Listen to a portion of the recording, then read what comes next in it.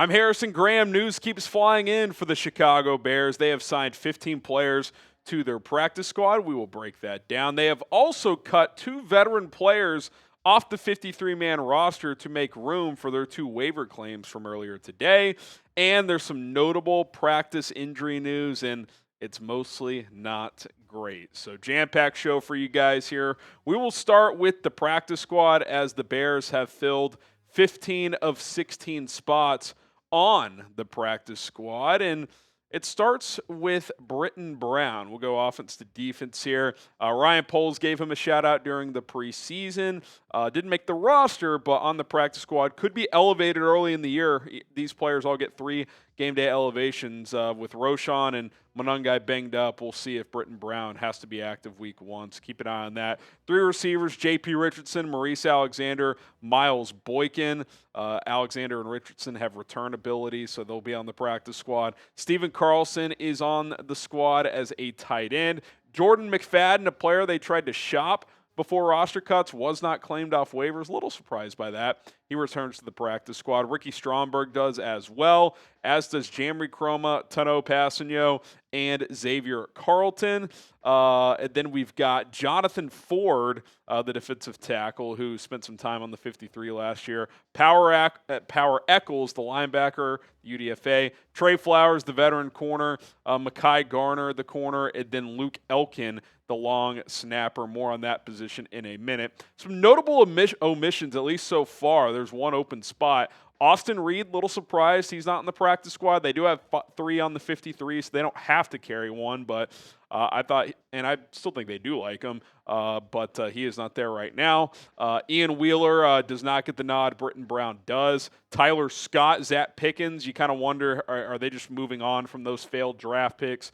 Certainly seems to be the case. They have not been picked up as of yet. And Joel Wilson, as we mentioned earlier, signed with the Titans. So not sure if the Bears just chose Steven Carlson over him or if Wilson chose Tennessee over Chicago and, they pivoted to Steven Carlson. Not sure, but he is not a part of the Bears practice squad. Who is your favorite player on the Bears practice squad? Let me know down in the comment section below. I thought the guy who had the best training camp, who's on the practice squad, 2 guys probably, Jordan McFadden and also Maurice Alexander. I thought both made decent cases for the 53, so those 2 stood out to me. Okay, some roster moves for the actual 53 to discuss, as the Bears had to make 2 corresponding moves after claiming a pair of players earlier in Jaylon Jones, welcome back, and DeMarco Jackson, the linebacker from the Saints, who Dennis Allen is familiar with. They have opted to cut vested veterans Devin Duvernay at wide receiver, who was expected to be a returner, and Scott Daly, the long snapper. So right now, there's no long snapper on the active roster. Luke Elkin, for now, is on the practice squad. These guys are not subject to waivers. Courtney Cronin does have this note saying that Luke Elkin is on the practice squad. This is an accounting measure, so to speak, that teams use for the 53-man roster because Daly and Duvernay are vested veterans, not subject to waivers. Would expect both to be signed back at some point next week.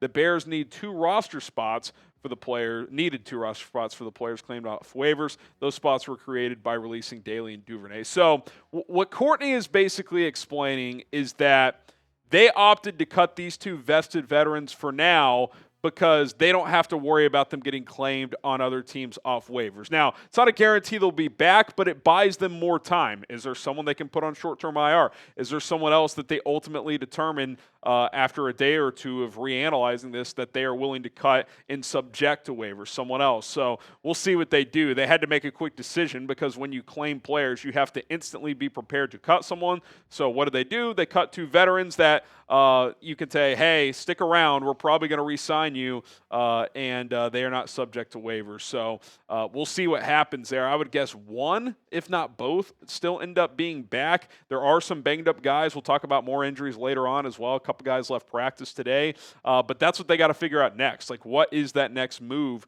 Do they add a player or 2 to short-term IR, or they have an open practice squad spot? They could open another one easily by cutting one of their practice squad players.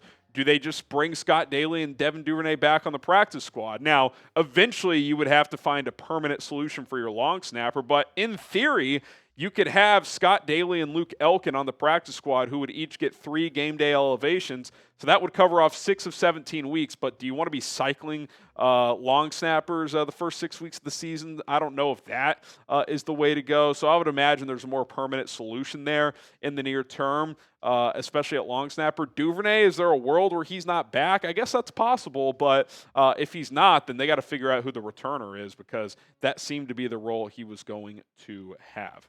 Okay, today's show is sponsored by Prize Picks. Daily fantasy made easy at prizepicks.com/CLNS. Football is back. The real opening week of college football is here, and the big fellas are going to get kicked off with their season in just over a week as well. And guys, don't miss out on any of the action with Prize Picks. Prize Picks is very easy to play. You just pick more or less on player stat projections and set lineups of 2 to 6 players. Tons of stats available: passing yards, receiving yards, rushing yards, home runs in baseball, points in basketball and hockey when those sports come around, goals in hockey obviously, and in soccer as well. Tons of stuff. You can cross over sports with your lineups, and when the big fellas get going, Dak Prescott, they're giving you a freebie out of the gate. Half a passing yard. You take more on that, pair that with another play you like, 2-player lineup, boom, easy chance to win some money. Take advantage today with Prize Picks. You can win up to 2,000 times your money on certain lineups as well. So here's what I need you to do. Download the Prize Picks app today. Use code CLNS to get $50 in lineups once you play your first $5 lineup. That is code CLNS to get $50 in lineups once you play your first $5 lineup. Prize Picks, run your game. Link is in the comments and description. prizepicks.com/CLNS.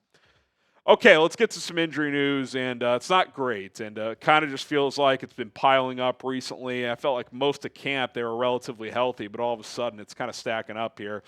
2 players left practice today, one notable one in Jaquan Brisker, who that obviously catches all of our attention, right? I mean, had the major concussion last year, has gotten through all of camp, all the preseason healthy, and then today he leaves with the trainer. We don't know the severity. Hopefully he's fine, but that is not ideal. And then Ruben Hippolyte left practice as well. But Brisker in particular, that would not be good. A, because of his injury history, but B, you only have 4 safeties. And I would say last year we found out when Jaquan Brisker missed time, that was a notable drop-off. And I like Elijah Hicks. I like Jonathan Owens. I think they can hold it down, but that is not exactly what you are looking for. And it just, you get worried with Brisker, given his, being a little bit fragile, given his injury history. The concussion last year where he missed the final 12 games of the season. We know he's a physical player, so he's going to be susceptible. So for him to leave practice, not great. Again, hopefully it's fine, but that is not ideal. I mentioned Hippolyte as well. They already had to claim a linebacker today in DeMarco Jackson. Well, speaking of linebackers, TJ Edwards did not practice after leaving practice yesterday. Neither did Dominique Robinson after leaving yesterday. So Ruben Hippolyte left. TJ Edwards did not practice. Tremaine Edmonds has been missing some time here. You had to put Eamon Ogbongbemiga on short-term IR. We'll talk about Tremaine in a second. There's actually some good news there, but you're getting pretty thin at that linebacker position. You're getting pretty thin overall, it feels like, on the defensive side of the ball, which is not great for the Chicago Bears. I mean, even that pass rush spot. So Dom Robb is now out. Austin Booker is out. Your 2 starters are healthy, but after that, you've got Daniel Hardy, and that's really it right now. You got Tanoh Kpassagnon. He could be a game day elevation to start the year, but if Robinson and Booker miss extended time here, you're going to have to probably add somebody at that position. You want to call up Jamree Kromah? That feels a little risky. So now you got several notable injured defenders. Jaylon Johnson's still out. Kyler Gordon's been working his way back, so that's good. TJ's not practicing. Jaquan left today. Booker, Dom Robb, so that's 3 starters, 2 notable contributors, at least you're hoping contributors, in Booker and Robinson. They're going to have to be based on making this team, so not ideal whatsoever. The good news is Tremaine Edmonds did return today, and he was a limited participant, I should say, but if he's already back, okay, games in 12 days, he should be ready for week 1, so that's good. But even if he's out there, let's say TJ and Hippolyte aren't, so you got Tremaine Edmonds, Noah Sewell, and a bunch of question marks. DeMarco Jackson going to be your 3rd linebacker week 1. Carl Jones, Those are special teams guys. So hopefully things shift in a positive direction soon because, this pass rush we already have questions about. If your secondary and linebacker units start to thin out a little bit for the early part of the season, that is not what we are looking for. What is your concern level with the amount of Bears injuries? That doesn't even include Roschon Johnson and Kyle Monangai at running back. Scale from 1 to 10. I'm at like a 6.5 right now. It's definitely it's not a nothing burger. I'm keeping an eye on this. Clock is ticking. Season's almost here. You guys let me know where you're at.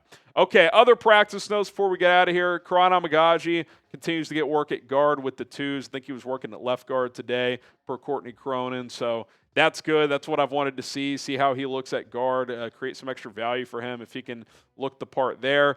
DJ Moore continued to get work out of the backfield at running back. I think that's going to be part of getting by at that position, A, because he can be a weapon there, and B, you're just thin at that spot. Even caught a touchdown at running back. And then to end practice, they did a one-play situation, offense versus defense, 4th down. Dennis Allen brought a blitz. Caleb Williams beat it, hit DJ Moore for a 1st down, and the defense had to do up down. So the offense won that situational opportunity. All right, that's going to do it for this edition of Chicago Bears Now. We will continue to monitor everything surrounding this football team as we're getting closer and closer to week 1. Keep us locked in. These roster maneuvers, I would imagine there's going to be some more movement here, especially if there's some clarity with some of these injury situations. So don't forget to subscribe and turn on those notifications. We'll see you guys soon. Bear down.